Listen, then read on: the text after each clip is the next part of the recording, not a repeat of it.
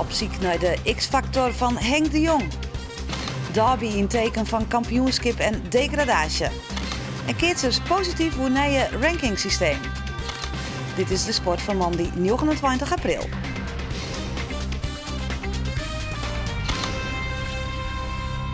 Goeien en welkom bij Boppenslag. In deze uitsturing ook nog een reportage over het Iepen Fries kampioenschap sloeproeien bij de Lemmersneun.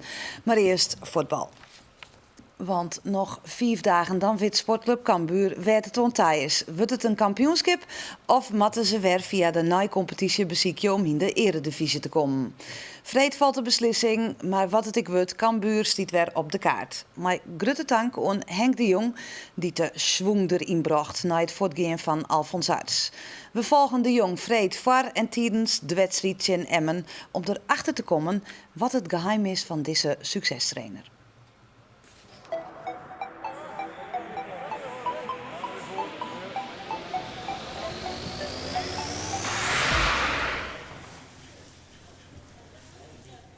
Het geheime wapen, de kampioenskoeken. Hè? Dus daar ben je voor. We zullen hem even, Ja. even hier beloeken, Henk. Alsjeblieft. Ja, dit ben we mooi. Zo, dit is een mooi spel.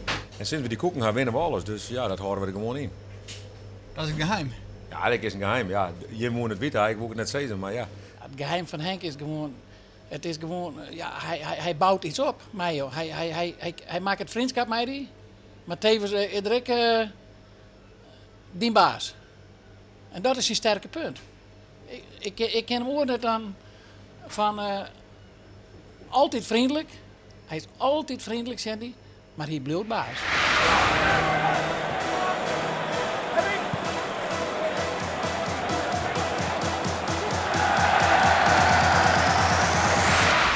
Hoe het maar de tussenstand is van de kaartverkoop.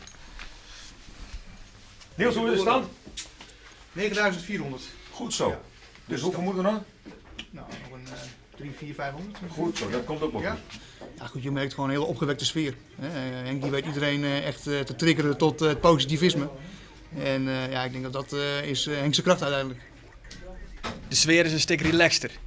Ja, je merkt wel dat, maar dat komt ook als je wint, dan wordt het allemaal wat relaxter. Maar de sfeer is echt is uitstekend.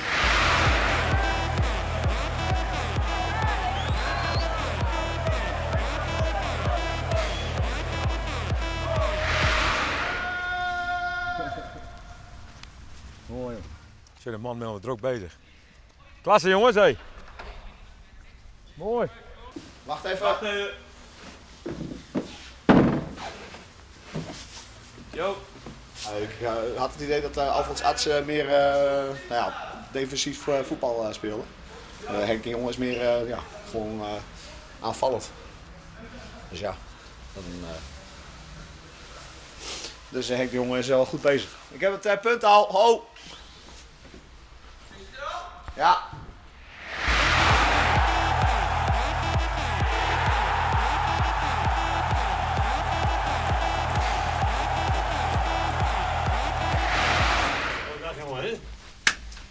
Juist draaide me even bij een beter nek om in de laatste seconde. Maar het hebben we uitpraat, Just Jonne, want ooit wordt het jood hingen, hè?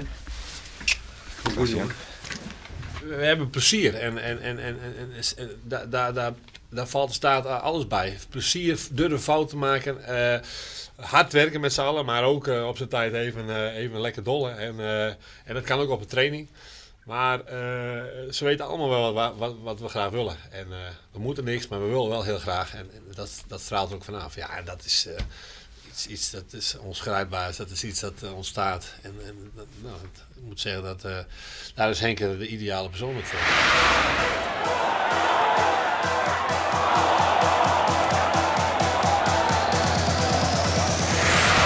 Eventjes even de boeren losgooien. Altijd voor de wedstrijd even om 4 boeren. Ja, dat is gewoon lekker.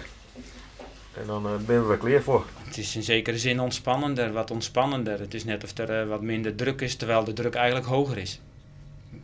Ja, eigenlijk is dat tegengesteld.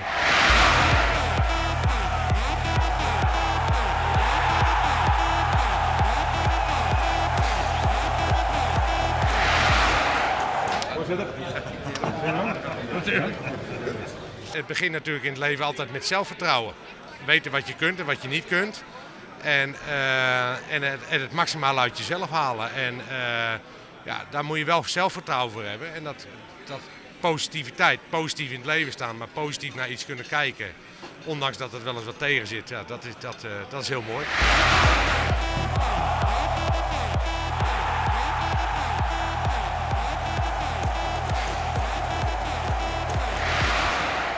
Ik krijg sms'jes van de harde kern van Heerenveen met heel veel succes. En we hebben zin aan om volgend jaar tegen elkaar te spelen.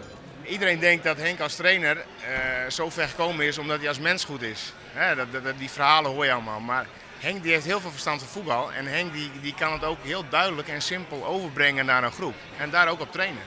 Kijk, voetbal hoeft helemaal niet moeilijk te zijn. En Henk die kan dat op een hele simpele manier, wat heel lastig kan zijn, een bepaald systeem. Maar kan het op een hele simpele manier overbrengen naar een groep en dat ook laten zien. Ja, goed, en dat is ook Henk zijn kwaliteit. En niet alleen het mens gebeuren, wat iedereen zegt en wat iedereen denkt. Maar er zit veel meer achter die man en dat vind ik wel prachtig, dat vind ik mooi.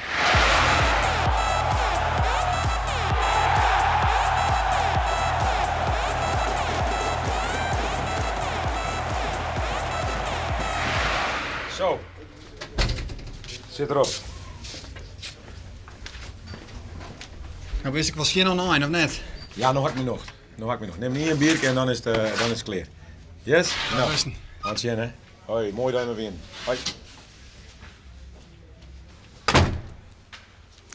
Ja, de wedstrijd tussen Excelsior en Cambuur Vreetioen is vanzelfs live te volgen bij u op Omroep Friesland Radio.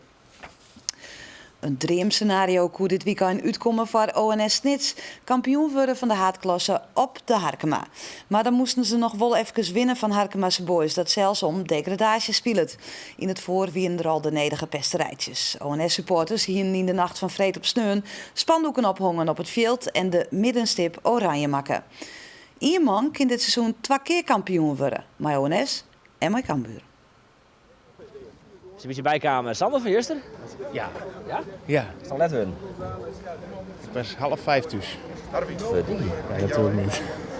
Nee, wat was het? 11:30. Ja. En ook die... Arnold!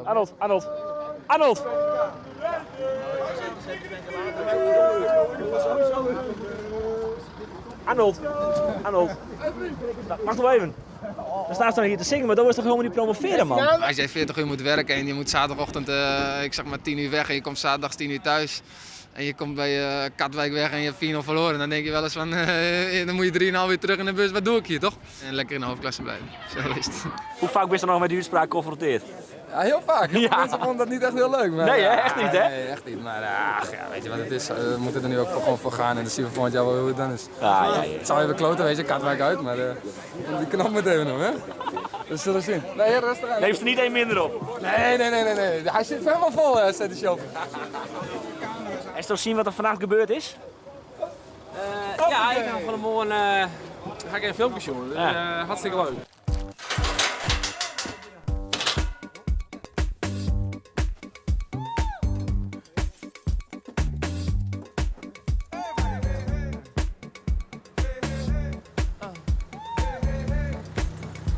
Ja, dat dik. Vooral de meesten die Indiën kan ik wel heel erg waarderen. Net een lidsgroep jongeren en jeugd of samen, maar gewoon echt nou ja, de oudere garde, hè, die hier altijd aan jeden binnen. Ik vond het een mooie actie.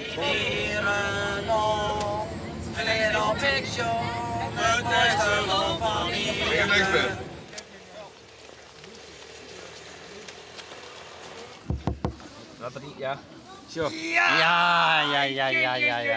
Daar gaan ze me zo de mieteren. Wat zit erin? Het oranje, dat spandoek wat ze hier vannacht ophangen. Dat is ja. Wat jij krijgt. Ik vond het wel Wat jij krijgt. Dat moeten we daar opvangen. De spanning zal wel te snijden wijzen hier, Tink. Was toen hier worden komen? Ik, hè? Sinds ik hier kan plannen, hè? Ik, hè? Nee. Alles goed? Ja, maar mij wel. Oh ja, maar die... Ja? Maar ik hier dan wel als je al reëert en oranje bij elkaar in de bestuurskamer zitten? Zit hier helemaal mooi, ja. En dat spandoek lag al in de container. Wie in ons bestuur zijn hebben een mooi hengje, maar die spelers hebben erbij hellen. En die heb ik erom geknipt. Erom geknipt? Ja. En het gerucht gaat dat Harkema's boy-speler Robin Huisman de Jong hier in het midden om de wijs van zijn wemplak Snits naar de Harkema de spandoeken er al had. De wedstrijd dan. En het enige op het veld wat er nog te zien is de oranje middenstip. ONS Snits is in die eerste helft duidelijk beter. Ze krijgen kans op kans. Maar hij wil er maar net in. Dit is misschien wel de grootste nog van Chris de Wacht. En ik in de rebound. Gaat hij de correct net in.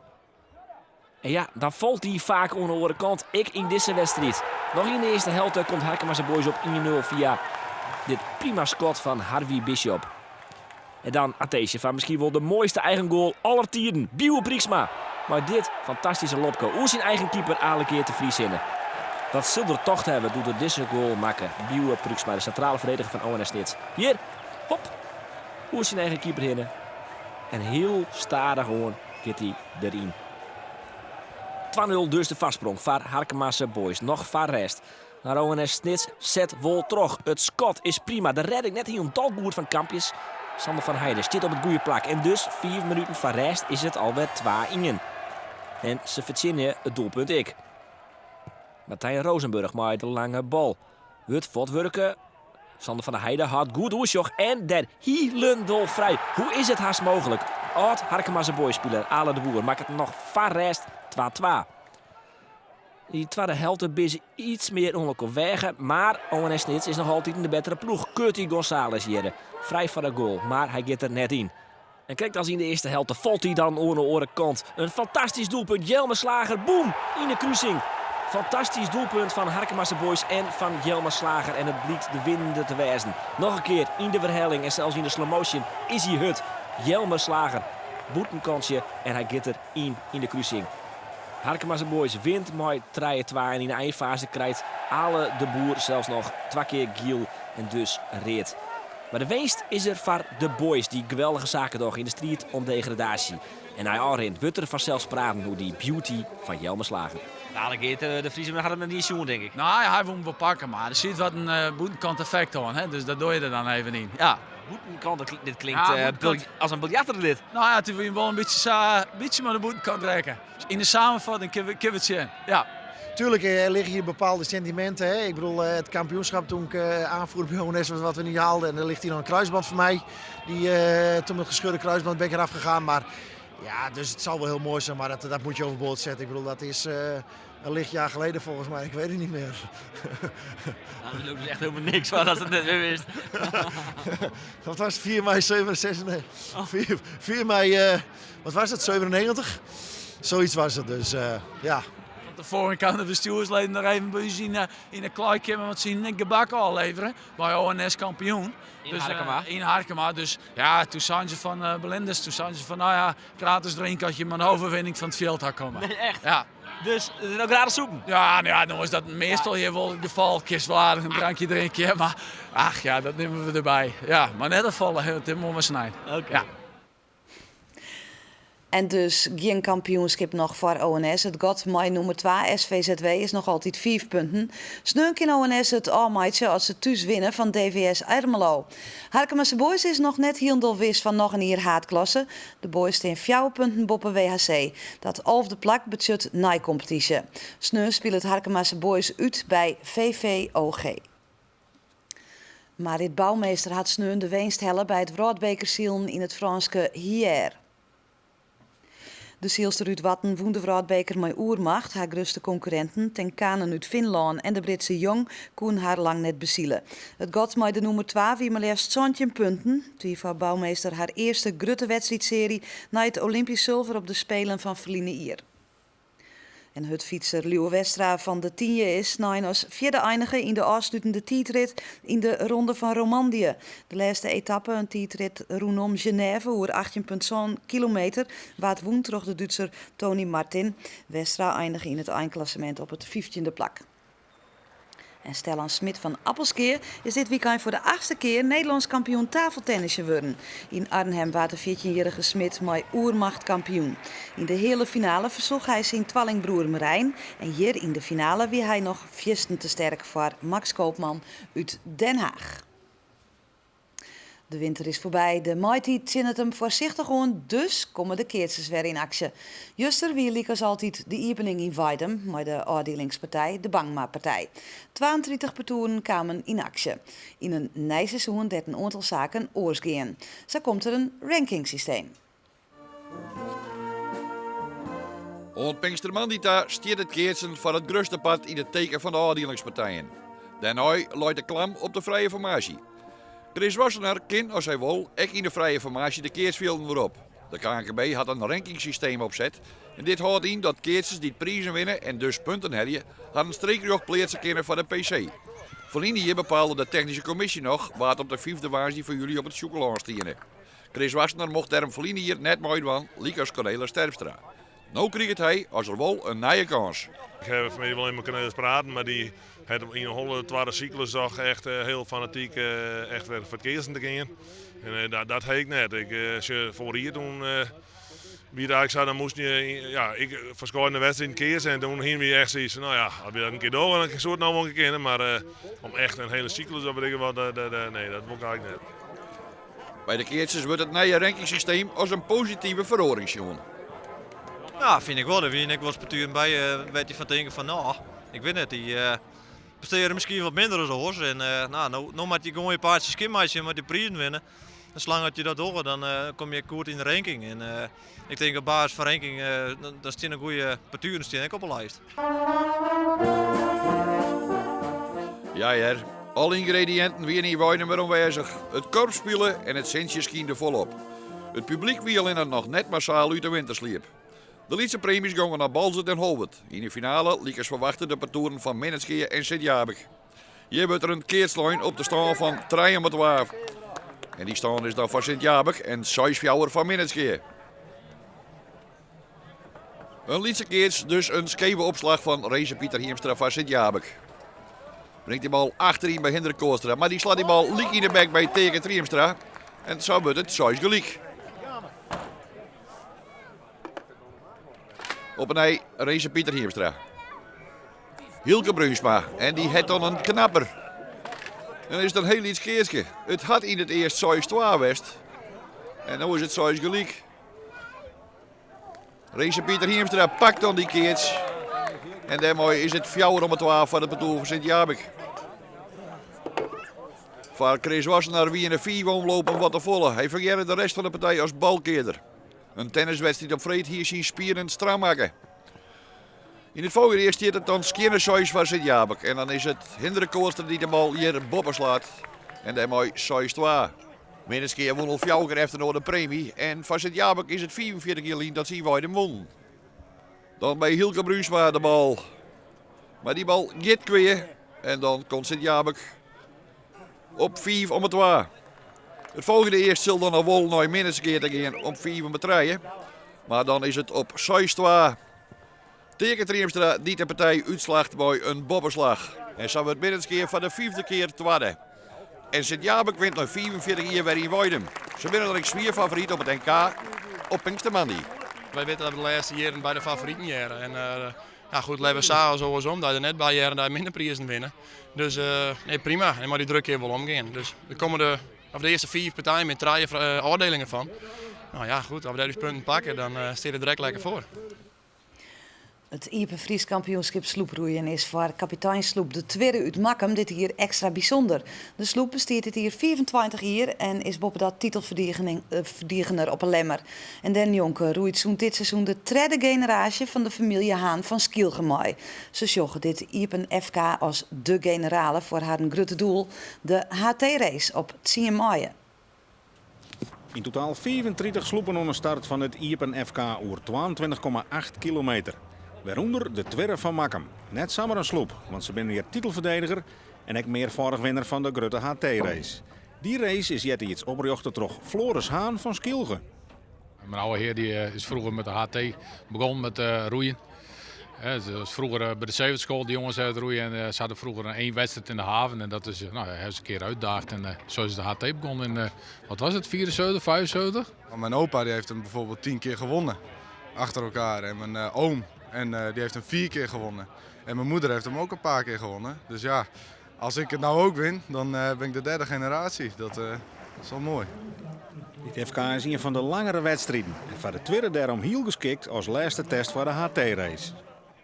De andere wedstrijden waren iets korter.